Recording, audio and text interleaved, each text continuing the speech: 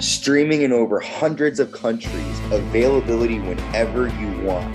The number one leader in pro wrestling podcast, the Uncensored Pro Wrestling Podcast.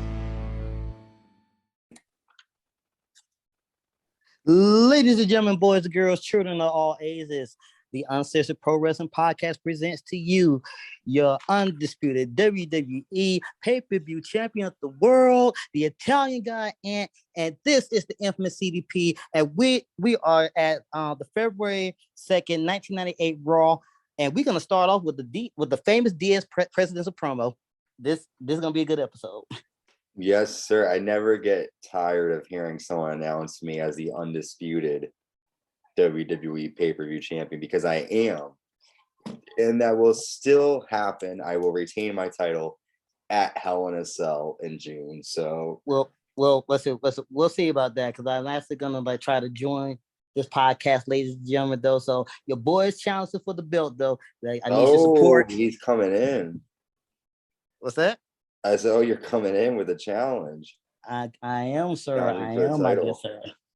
We'll have to wait and see. Well, speaking of challenging, this was a very challenging promo for HBK to get through without swearing, that's for sure. But DX is backstage, and they have it's like, no, here is a message from DX. It's sort of like Bill Clinton inspired, because obviously, during this time, the whole Monica Lewinsky scandal was happening. And hey, speaking about that, do you watch Last Week Tonight with John Oliver on HBO? Not really, but I know of it, I've seen of it, and I've heard of it. Okay, so they did an interview with Monica Lewinsky, and then he brought up a pretty good point. Like, out of everybody, out of Clinton, the White House and everybody else, she's really the victim here, because she just probably just got shamed just for having sexual relations and stuff like that. And then she got, she got mentioned by almost every rapper, and then honestly, the WWF been making fun of presidents for a while, especially the part of a certain party. So yeah. Yeah, I just think though that it's a hot topic, so of course they're gonna make fun of that situation at the time. But we get Shawn Michaels basically saying that they won't say certain bad words, and then they go on and say those words. And Shawn Michaels says that he didn't have any sexual relations with an intern. He wasn't sleeping with her. He was up all night. After watching these Raws, he was trying to put that over the last couple of weeks, but in this instance, it's worked. Anyway, we are at Indianapolis, Indiana, at the Market Square Arena, and we get more DS and more political commentary as they come out in Uncle Sam suits. Mm-hmm. Yes, they do. They come out in Uncle Sam suits, and balloons, red, white, and blue balloons fall from the sky. And pretty much Shawn Michaels says that everybody wants to see Stone Cold Steve Austin versus Mike Tyson at WrestleMania, and they pretty much are trying to pump that up and trying to get the fans to want it. They're trying to get Vince McMahon to book that match. But then Stone Cold comes down to the ring, and Stone Cold says that he can beat the crap out of Mike Tyson. But when I win at the Royal Rumble, that means Shawn Michaels, your ass belongs to me. And that damn bell is coming with Stone Cold. And that is it for that promo. Really nothing much from that. Just Stone Cold basically saying, I'm coming for you. What do you think of that? One thing, and I guess this is another quirk of wrestling that I guess all of us can complain about. But what is it with people that just taking off these shirts? And then, I admit to it though, when I was younger and stuff like that, I used to be that guy that was just take out the shirt to show my little bird chest or whatever. But yeah, I didn't. But I guess in a way I get why HBK took off his shirt showing that he's ready to fight or whatever. But I guess Austin did it for the same thing. I mean, it still works, but this is what we're talking about. What's that? I said, about this is what we're talking about. Shawn Michaels ripping his shirt off. Okay. I know, right? My bad. I just started spamming. He is this is a very important element to this moment here. It's no. I'm just saying it's a wrestling quirk. It's like I don't get why, like, I guess like people do that. I guess, but anyway, either way, it still works. Let's move on. Yeah, so you're good. You're good. So I'm excited for WrestleMania at this point. We then get Jim Ross interviewing Mick Foley and Terry Funk. And Mick Foley talks about being told that no one cares about him and that Mick Foley would be in a wheelchair by the time he is 30. And he basically just doesn't care. He wants to do his thing. He doesn't care what happens to him. And he's going to be fighting his best friend, Terry Funk, in a no disqualification match. And that happens next. And pretty much with this, the match starts. Cactus Jack tosses a ladder onto Chainsaw Charlie on the ramp, and Cactus Jack then has a dumpster. He brings that out. Cactus Jack then hits Chainsaw Charlie with a trash can. Jack gives Chainsaw Charlie a trash can and then Cactus Jack tells Chainsaw Charlie to actually hit him with the trash can, and he ends up doing that. Cactus Jack then power drives Chainsaw Charlie with a trash can on top of him. And then Cactus Jack backdrops Chainsaw Charlie into a dumpster. And then Cactus Jack climbs.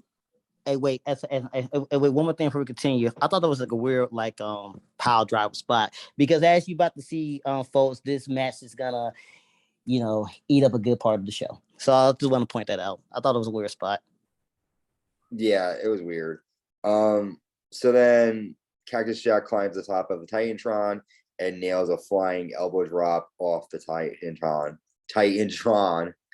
onto onto Chainsaw Charlie in the dumpster. That's when the New Age Outlaws come out. They lock both men in the dumpster, and the New Age Outlaws proceed to toss the dumpster off the stage to the floor. And P, you are right. They spend a huge amount of time with this. Vince McMahon comes out, wrestlers, others watch as an ambulance is in the arena. Sonny cries while holding Terry Funk. There's something I could say about Sonny tears, but I'm not gonna leave that alone. My lord. And they're loaded into the ambulance. So what do you think? Before we move on to that, the New Age Outlaws are then backstage talking, and DX shows up and they tell them, don't feel bad doing what you just did, kept those ratings up, keep pushing the boundaries harder. So let's talk about the whole entire situation. It was a long situation because it pretty much takes up the whole entire beginning of Raw before Warzone. What did you think of this? I gotta say, like, it's very, very impressive how, like, they sold everything and they pretty much killed the whole hour of the episode and had everybody interested. Probably people changed from Nitro to Raw. So again, Vince McMahon, stroke of genius right here. Yeah, and it was interesting to see the storyline continue. New Age Outlaws continue to do dastardly things more and more, but you can't stop Cactus Jack and Chainsaw Charlie that easily. So we'll see what happens.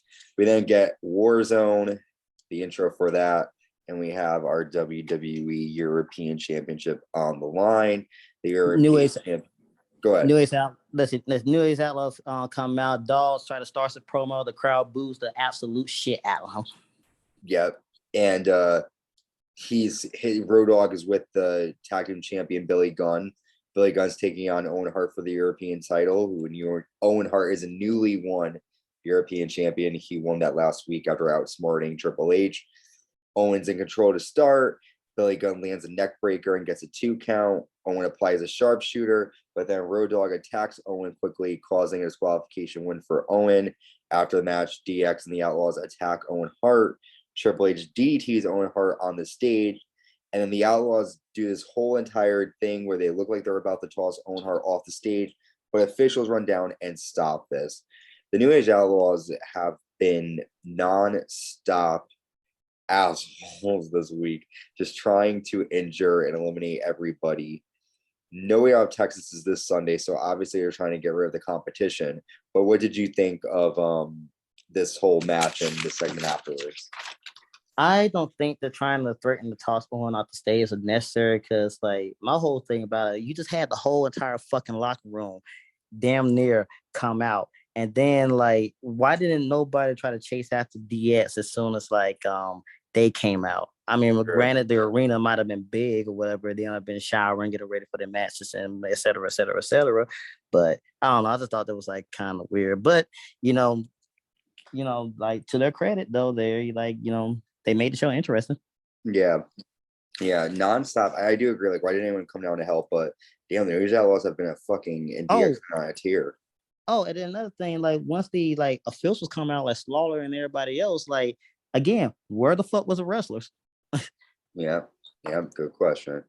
And anyway, lead on to the next match is Moss with Thrasher versus Marvelous Marc Mero. Mero says that he don't go nowhere without this road. Tells Sable to disrobe him. We know the deal. And can you take it from here? Mm-hmm. And he also makes Sable put on a jacket too. So that's just basically making Sable look like shit. Basically, someone shows up and gives Sable a box of chocolates, and Marc Mero kicks Sable out, calling her pathetic. He wants to bring out beautiful people to watch his back, and he calls out Marilyn. And that's when the artist formerly known as Goldust comes out dressed like Marilyn Manson. One thing, fuck this Peacock WWE cover. How you heard that? Oh yeah, it's like it's so fucking generic. It's like, just shoot me in the head now. I mean, like, can we say that on YouTube? I'm sorry about probably like. Oh no, totally say that. No, you're good. Go ahead, say whatever you want. We're uncooked, uncorked, and uncensored. So go ahead. That's very true. Anyway, not nothing much about this match. Much. Not much. Goldust drops Mosh across the railing. Marc Mero nails a low blow, and then he gets the win. So pretty much nothing here. Just seeing the artist formerly known as Goldust dressed up as Marilyn Manson coming out to help Marvelous Marc Mero here. A team is seeming to form between these two. And Beautiful People is a popular song during that time. So, of course, they're going to capitalize on that. I wonder did they get permission from Marilyn Manson's probably a state or his managers or whatever to because again, did you watch this Raw live? No. Yeah, I didn't either. So I'll so if anybody in the comments though, do y'all happen to remember this episode, and if they actually play Beautiful People, please let me know, because again, fuck this Peacock cover. Yeah. Also, bad. King's quotes, Mero went up the skirt for the victory. Well, I couldn't be surprised. And also, is Lawler playing face tonight? Who? Is Jerry Lawler playing face tonight? Because I know you're trying to sell the whole incident that happened in the first hour, though. But I noticed that Lawler's trying to play face tonight, which I know he did that. I know we seen King do that several times throughout his career on the commentary table, where he'll be a complete sexist dickhead, but then at certain angles he'll come out as a face. So that's I want to point that out. Yep, thank you for that. Yeah, King was acting a little strange. I think it's because he was trying to do the whole, like you said, the whole entire vibe of feeling sad and nervous. We then get a backstage segment of Barry Windham and Bradshaw trash talking each other. We get a Tiger Ali Singh promo. Holy shit! That surprised the fuck out of me too, though. We got a Tiger Ali Singh promo on Raw. Holy fucking shit! Yep. He doesn't show up for a while, but we do get a promo. We then have our next match. Chainz. Well, go ahead. Oh, well, you want to do the intro? Go ahead, I guess. Okay. Oh no, sorry. I thought you were talking. I'm sorry. No. I was gonna introduce the next match. That's all. But you got it. All right. So Chainz comes down with the DOA, Ahmed Johnson and Ken Shamrock, and he's taking on the leader of the Nation of Domination, Faarooq, with the Nation by his side. Faarooq and Kama argue outside the ring, and Faarooq gets counted out. Not a lot happening in this match. After the match, Faarooq says he's in charge here, and he snaps, and the Nation salute each other on stage. So pretty much, Faarooq and Kama are arguing over what's going on. Faarooq's trying to take hold of the Nation. I'm still the leader. Rock has been causing problems for weeks now. They do have their No Way Out of Texas match coming up this Sunday. Will the Nation of Domination be able to come together? What do you think? Well, I guess we'll find that out. Mm-hmm. Next, we have the NWA North American Champion Jeff Jarrett and Barry Windham with Jim Cornette and the Rock and Roll Express taking on Bradshaw and Flash Funk. A strange team here, but it's okay. Funk gets hurt early on in the match and is taken backstage. There's also one thing about that I think both of us forgot to mention earlier though.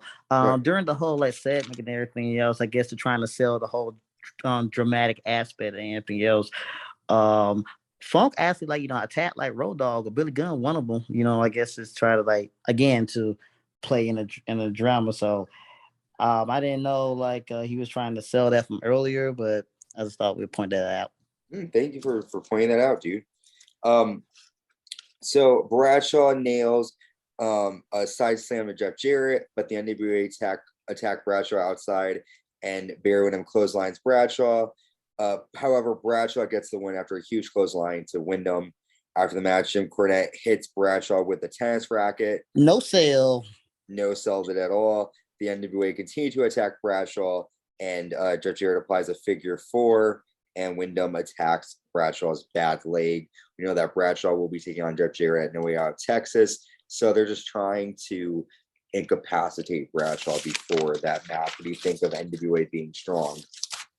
Well, there's a few like things I wanted to point out, and this is like interesting information to point out. I found out for myself. Jarrett during the match when I guess Jarrett was attacking Bradshaw's knee, he said that's the reason why he's not in the NFL anymore. Wikipedia says he was signed to the LA Raiders like back in 1990, but he was dropped before the season. He did break his leg playing his senior and final year at Auburn Christian University, so I guess like. That's a mild little slip up that Jarrett made right there. Big slip up. Yes. We then get Michael Cole. He says that all hell is broken loose at the hospital. It's a grave situation. We then find out that WrestleMania 14 is 8 weeks away. And sold out. We find out there will be a WrestleMania press conference on February 5th, 1998. And then Wink Collins says that they sold out tickets for WrestleMania 14. That's when Kane comes down with Paul Bearer. Bearer tells Kane to show Wink the hell Undertaker is living in right now. Before he can do that, Vader comes down to the ring and has a mic. Vader says, "You stuck your nose in my business. Come no way out. Your big ass is mine." And Vader has a fire extinguisher and he sprays it in Kane's face. Kane goes to get back in the ring. Paul Bearer pulls him away. And basically the announcers are pretty much putting over the fact that Kane only has one good eye and Vader is trying to injure that one too with a fire extinguisher. The two of them will meet at No Way Out, Texas this Sunday. But what did you think of this whole segment with Vader and Kane? It's a good way to sell the match for the pay-per-view. I'm wondering, is No Way Out of Texas is the show is when like Vader called himself a piece of shit after losing to Kane, or because don't this feud continue for a while? Yeah, you'll see. I don't want to give much away, but you'll see. I mean, I'm aware about like 20 years too late and stuff like that. But we get it for all you youngsters that never seen it. Is wanna like don't want to watch like the Peacock version though. We don't blame you because again, fuck this Marilyn Manson cover. Bullshit. Anyway, can I lead to the next match? Yeah, go ahead. All right, we get Stone Cold versus Road Dogg. Billy Gunn trying Road Dogg's intro is just wrong. This match lasts about 38 seconds as Gunn tried to attack Austin. No hope Gunn. Road Dogg tried to attack Austin. No hope. Gunn interferes. He gets stunned. Diaz comes to help out Austin. Then Foley of Fun appears, cast up and everything, and then. One thing I thought that was weird, like the DS just like scrolls by Funk or however however they did the camera cut angle though. I just thought it was weird. They just like scroll by Foley and Funk and stuff like that. And then like Austin chases DS to the back, and then like Funk and Foley are left standing. They play Stone Cold music anyway. And then we get a bit of extra attitude after the show as Austin cuts a promo on the announcer mic. I got nothing for this match. It was literally 38 seconds. Yeah, really nothing much from this match. I agree. I think this is just, again, more build up for No Way Out of Texas and WrestleMania 14. The fact that Shawn Michaels was able to tie up Stone Cold in the ropes and put the title in his face shows that Stone Cold is a little bit vulnerable, which is not an often side that we see in Stone Cold. And that's on me. And that's on me for missing that part. I'm sorry. Oh no, you're fine, dude. That's fine. There was a lot happening in this whole segment, a lot, and also with Cactus Jack and Chainsaw Charlie coming down, I thought that they were probably, I don't know. I feel like with it being a whole entire hour segment that they got really hurt. They should have maybe waited for them to appear on the pay-per-view or something, because it's like you killed an hour for them to come back and everything's fine. It was kind of weird. That's a good point. But I do get like they're trying to, make a show and have stuff happen. But that is it for our Raw Is War February 2nd recap. Probably the fastest attitude year. Go ahead, man. Probably the fastest 2 hours but I see in the Raw. I know, really, that was pretty much very fast, just because the whole entire episode was taken over by everyone being dramatic and like staring at the fucking dumpster, and then fucking, but. Oh wait, you know what? I'm wrong, you guys. I thought I was, guys. Dude. Hang on. Oh wait, wait, we got one more episode. I believe we have another Raw before No Way Out of. That's, wow. I gotta leave this Halloween alone. That's on me. Wow, that I was not expecting that. We have another episode before No Way Out Texas, but we'll get there. So we will see you next week with that episode. That will be from Raw Is War February 9th, 1998. And then we will have WWF No Way Out of Texas. So we still got some time. We still got some stuff to happen before then. But this has been Ant and my friend over here, Infamous CDP. That's right. And we want you to be safe, and we will talk to y'all soon. We hope you've been enjoying the Attitude Years, and we will hear from you soon. Bye, y'all. Peace.